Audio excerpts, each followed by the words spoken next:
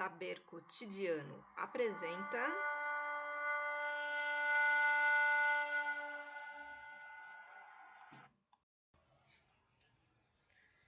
Saber Cotidiano no ar. Queria trazer para vocês a vivência que eu tive de conhecer um museu em Salta, norte da Argentina, no qual, a partir de uma investigação arqueológica, montanhista, ferrada, assim, uma tecnologia desenvolvida, é possível preservar 3 múmias que estão, uma só está exposta no Museu de Arqueologia de Alta Montanha de Salta. Múmias de crianças, o que a gente chama de crianças, né? Que seriam crianças dentro da cosmologia inca, do mundo inca, encontradas no topo de uma montanha de mais de 6.000 metros de altura, na fronteira entre Argentina e Chile, que também é um vulcão Xuxa-Jaico, se não me engano. E este fato, que já acho que tem quase 15 anos que esses corpos foram encontrados, esses corpos estão praticamente intactos. Obviamente, o tempo, o clima, né, o frio ajudou na conservação, mas o mais interessante é a tecnologia que este museu desenvolveu, inclusive para estudos de DNA, estudos de genética. A partir do estudo desses materiais humanos, desses corpos, está tendo todo um desenvolvimento científico dentro da arqueologia, dentro dos estudos genéticos, que permitem os arqueólogos e os outros cientistas chegarem a milhares de conclusões sobre quem somos. Então, além de ser um material muito rico, também é um testemunho dessa cosmologia andina, né? Não sei se vocês sabem, mas eu já falei aqui do que chamamos de infanticídio indígena no Brasil. Não vou entrar de novo neste mérito, mas para a gente recapitular e repensar e também coligar os pensamentos, os vídeos, né? Existia um processo de sacrifícios humanos, que a gente chama de sacrifício humano, mas não era visto como sacrifício, né? Era visto como uma oferenda. E crianças, obviamente, junto com animais, junto com outros elementos, até adultos, se não me engano, eu não sei informar ainda, eu não estudei isso ainda a fundo, mas de fato sim, havia sacrifício humano dentro da cosmologia inca, tá? E o que isso significa? Que a gente ofertava pessoas para o divino, tudo bem. Por quê? Porque existia talvez as lideranças que queriam continuar perpetuando o seu poder, e para isso se aproveitavam de animais, se aproveitavam de pobres crianças e ofertavam a divindade como uma troca. Bom, a partir do momento que a gente entra nesse juízo de valor, a gente já está presumindo que a gente acredita nisso, né? E esse não é o intuito, porque se você está julgando dessa maneira, alguma coisa você acredita, então, que o sangue desses derramado ou que os corpos vão atuar de fato como uma moeda de troca com o divino para a conquista de poder, e não se trata disso, né? Essas crianças, elas já eram criadas desde cedo, assim como um pequeno monge já sabe que vai ser monge budista, ou enfim, em outras sociedades isso também acontece. Crianças são criadas no capitalismo desde cedo para serem executivos de determinadas classes sociais, e isso também é um sacrifício, se a gente for pensar a partir de outra lógica, né, da cosmologia do capitalismo. O que é um sacrifício humano? A forma como a gente vive, trabalha, talvez desperdiça o tempo da nossa existência, talvez seja vista como sacrifício humano, né? De novo, a morte não é o fim, a morte é um outro elemento dentro da esteira de enxergar a existência do mundo, que está ali para um outro lado, então é um outro caminho que se toma. Então, primeiro, não é a morte, não vou matar ninguém. Essas crianças, elas vão atravessar um portal, né? Outra coisa, elas são criadas elas entendem que desde cedo elas serão preparadas para isso e elas vão voltar reencarnadas com status ainda maior. Elas já eram muitas vezes filhas de sacerdotes, filhas de pessoas com altos graus, porque a sociedade incaica era muito hierárquica, então elas já eram filhas provavelmente de castas, não eram castas, enfim, mas de estratos sociais dentro da sociedade incaica muito altos, muito elevados. E, enfim, elas já eram criadas para isso. Então não tem essa questão de que você vai ser criado para você morrer. Não, não é esse o discurso. Né? Eram outras narrativas, eram outros processos que estavam em jogo. Então é importante a gente não olhar com os olhos ocidentais, com os olhos de hoje, da nossa época, para esses processos.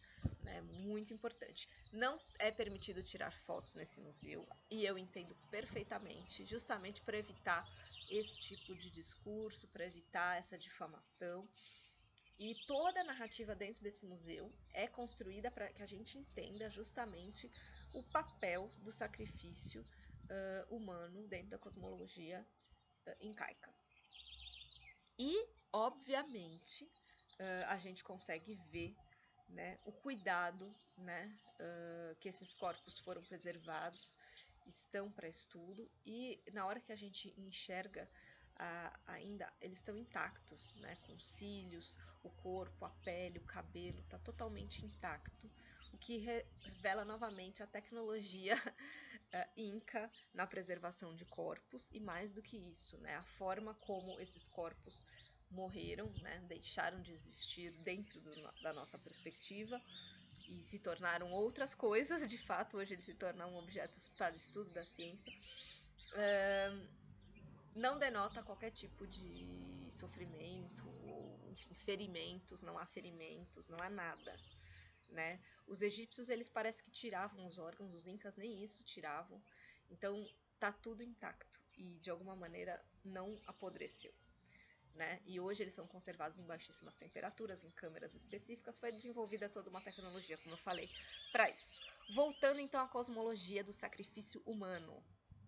Não é interessante a gente pensar coitadas das crianças, mas por que fazer isso com criança, mas isso tá errado, errado dentro do quê, né? Novamente a gente entra nessa discussão, não se trata de valores, se trata de compreender uma outra lógica da existência. E se essas crianças, elas atuavam dentro desse lado, né, elas não estavam sozinhas, né?